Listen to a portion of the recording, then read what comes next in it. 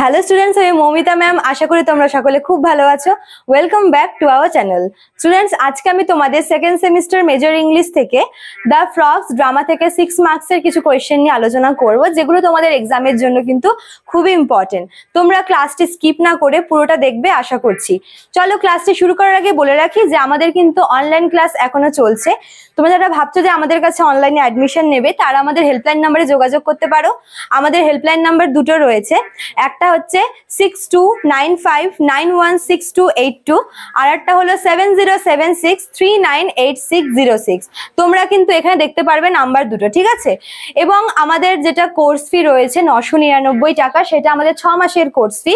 এখন অ্যাডমিশন নিলেও তোমাদের কিন্তু সেম অ্যামাউন্টটাই পে করতে হবে, এবং তোমরা বিগত 6 মাসের সব নোটস কিন্তু একেবারেই পেয়ে যাবে, ঠিক আছে?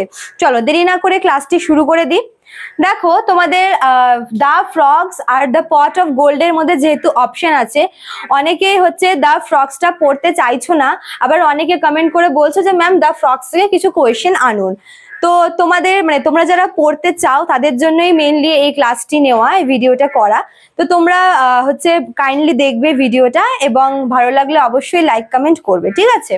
আচ্ছা, দেখো প্রথম যে কোয়েশ্চেনটা রয়েছে 1 নাম্বার কোয়েশ্চেন 6 মার্কসের, কি বলেছে? What qualities of scholars could help reconstruct the polis. দেখো, এই গল্পটার যদি আমরা ব্যাকগ্রাউন্ডটা নিয়ে আলোচনা করি, এই গল্পটা এমন সময়ের যখন হচ্ছে তোমার এসকেলাস মারা গেছেন, এবং হচ্ছে সেই সময় একটা কি বলবো, খুবই খারাপ একটা অবস্থার ভিতর দিয়ে আর কি যাচ্ছিল, ঠিক আছে? সময় খুব খারাপ অবস্থার ভিতর দিয়ে যাচ্ছিল। তো ঠিক সেই সময় এখানে বলেছে যে এসকেলাসের কোন কোন কোয়ালিটি গুলো ছিল, যেই কোয়ালিটি গুলো হচ্ছে সেই সময় সেই সময় এমন হয়ে গেছিল যে সমাজের লোকেরা আর কি এই যে লিটারেচার থেকে মুখ ঘুরিয়ে নিয়েছিল, তারা লিটারেচার পড়ার কোনো কারণ খুঁজে পাচ্ছিল না, কারণ তাদের প্রিয় কবি মারা গেছে, ঠিক আছে? এমতো অবস্থায় হচ্ছে ডায়োনিশাস, যাকে কিনা গড অফ ড্রামা বলা হয়, সে মনে করেছে যে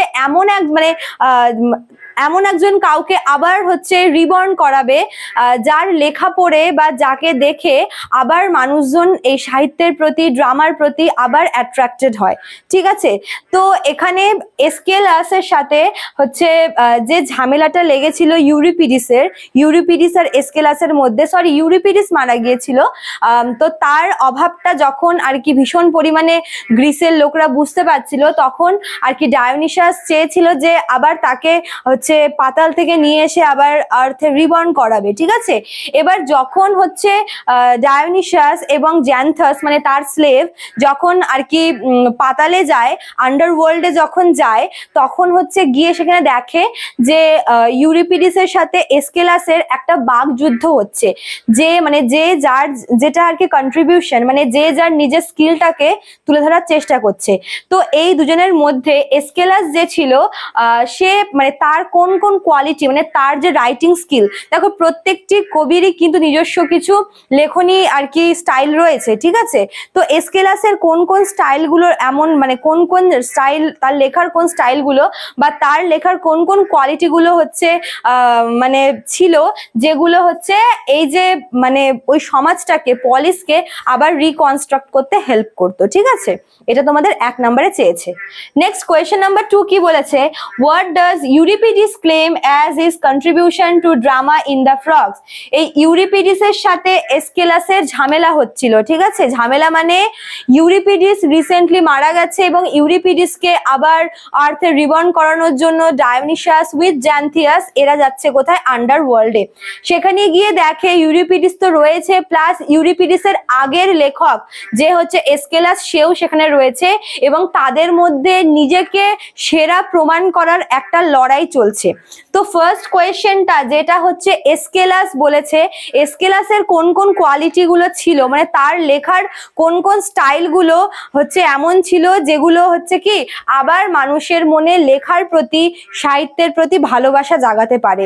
এন্ড নাম্বার 2, এখানে হচ্ছে ইউরিপিডিস ক্লেম করেছিল যে তার লেখা সে কি বলেছিল যে তার ড্রামার বা তার কন্ট্রিবিউশন কি ছিল ড্রামাতে, ঠিক আছে, মানে ইউরিপিডিস এখানে ক্লেম করেছিল যে এই যে মানে এই নাটকের জগতে তার যে অবদানটা, তার যে কন্ট্রিবিউশনটা সেটা বিশাল, ঠিক আছে, এবং সেজন্যই মানে সে হচ্ছে সেরা।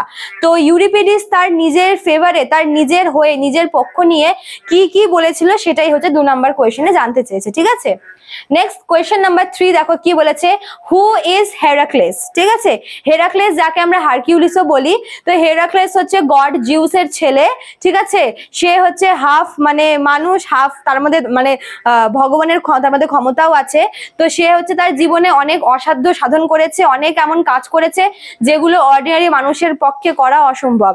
তো এই হেরাক্লেস কিন্তু ছিল হচ্ছে ডায়োনিসাসের হচ্ছে হাফ ব্রাদার, ঠিক আছে, মানে যাকে সৎ ভাই বলা হয়। তো এখানে হেরাক্লেস কে, এবং ওর সঙ্গে দেখো কি বলেছে, why does Dionysius disguise, ঠিক আছে, himself as Heracles। দেখো ডায়োনিসাস এবং জ্যান্থাস যখন আন্ডারওয়ার্ল্ডে যাবে বলে ঠিক করে, তারা প্রথমে ভাবে যে আগে হেরাক্লেসের কাছ থেকে কিছু অ্যাডভাইস নেবে, কেননা হেরাক্লেস অলরেডি অনেকবার আন্ডারওয়ার্ল্ডে গিয়ে এসেছে, সে সেখানকার অনেক কিছুই চেনে, ঠিক আছে।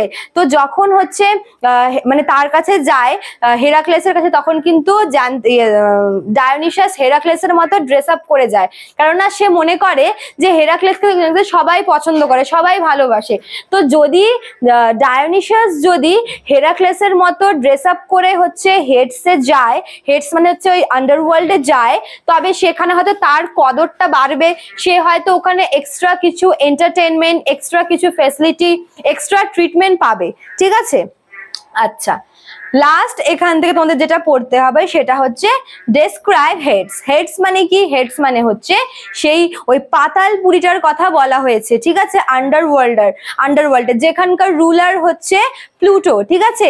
দেখো মেন গল্পটা কিন্তু এই হেডসেই হয়। জ্যান্থাস মানে ডায়োনিসাস আর জ্যান্থাস যখন হেডসে যায়, যাওয়ার সময় তারা কি কি দেখে, তারা সেখানে কি কি তাদের এক্সপিরিয়েন্স হয়, সেগুলোই কিন্তু তোমাদের এখানে চেয়েছে, ঠিক আছে।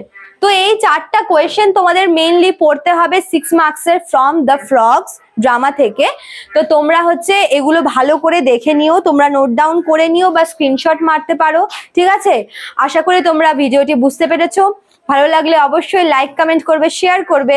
দেখা হচ্ছে নেক্সট ক্লাসে। Thank you.